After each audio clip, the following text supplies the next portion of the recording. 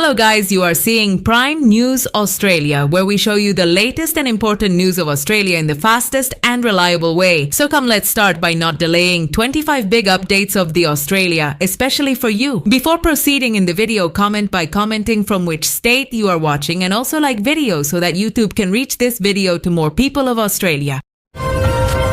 Northern Australia faces devastating floods from heavy rainfall. Katherine in the Northern Territory has endured its worst flooding in nearly 30 years, isolating communities and damaging infrastructure. In Queensland, 2 fatalities occurred, with Bundaberg and nearby regions seeing hundreds of homes and businesses submerged. Authorities report some waters receding, but warn residents against premature returns due to risks of further rises and unsafe conditions in affected areas. Emergency services continue rescue and recovery operations.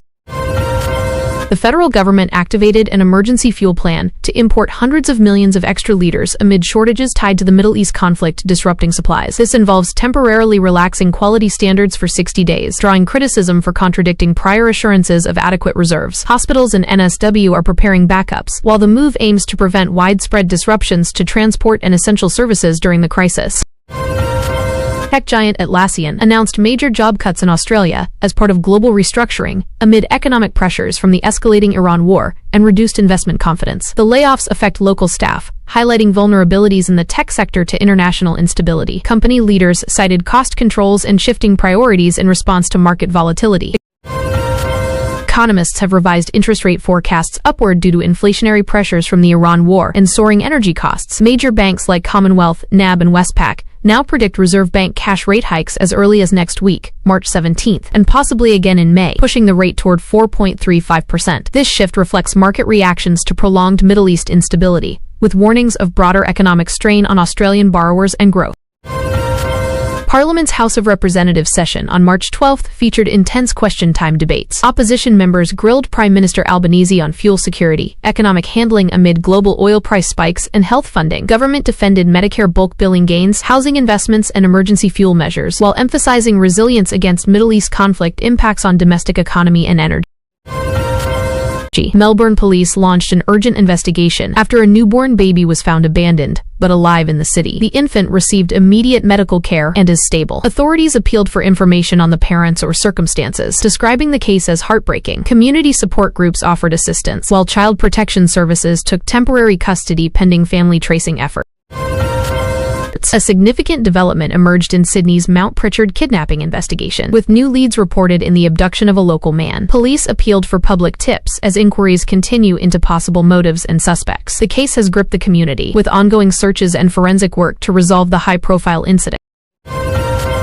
A teenage boy tragically died in Melbourne's west when a stolen car he occupied rolled multiple times in a crash involving other vehicles. Police are probing the theft, high-speed factors, and any pursuit elements leading to the fatal multi-vehicle collision late at night. Investigations seek witnesses to clarify events.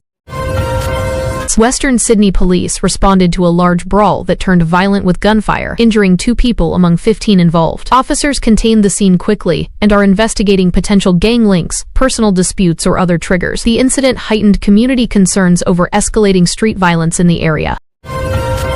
The ASX suffered sharp declines as global markets reacted to intensified Middle East conflict, including Iranian strikes and oil disruptions. Investors feared prolonged energy price surges and supply chain issues affecting Australia. The All Ordinaries and Main Index fell significantly, reflecting broader economic uncertainty from the war. Melbourne was named the world's best city for 2026 in a major livability ranking, topping Shanghai, London, New York, and even Sydney. Judges praised its culture, infrastructure, green spaces, and quality of life, despite national challenges like floods and economic pressures from global events. The accolade boosted local pride. Australia and Indonesia expanded security ties, potentially involving Japan and Papua New Guinea in joint training and facilities like on Morotai Island. Discussions focused on regional defense cooperation amid rising geopolitical tensions in the Indo-Pacific, aiming to enhance stability and response capabilities. Dennis Richardson stepped down from the Anti-Semitism Royal Commission for unspecified reasons, sparking debate on the inquiry's future direction and community implications. The resignation came amid ongoing examinations of anti-Semitism in Australia, with calls for swift replacement to maintain momentum. momentum. A major release from strategic oil reserves was authorized to counter domestic shortages exacerbated by the Iran conflict. The move seeks to stabilize supplies but underscores Australia's energy vulnerabilities during global disruptions, with experts warning of potential longer-term rationing risks if tensions persist.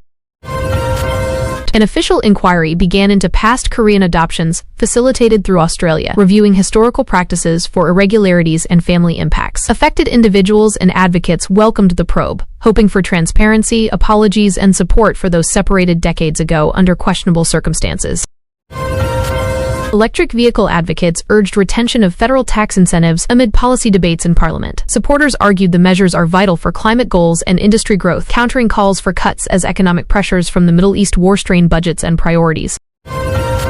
Economists detailed ripple effects from the Iran war on Australia, including inflation from soaring oil prices, supply chain strains, and reduced consumer confidence. Households face higher fuel and goods costs, while businesses brace for volatility, with some predicting a potential oil depression scenario within weeks. Perth commuters endured major disruptions on Mandurah and Yanchep train lines after a technical fault halted services. Authorities worked to restore operations, but delays affected thousands during peak hours, renewing calls for infrastructure upgrades in Western Australia's public transport network. Two teenagers lost their lives in a tragic e-bike motorcycle collision in Greenbank, south of Brisbane. The late-night crash in Logan prompted police investigations into speed, visibility, and contributing factors. The community mourned the young victims as inquiries continue.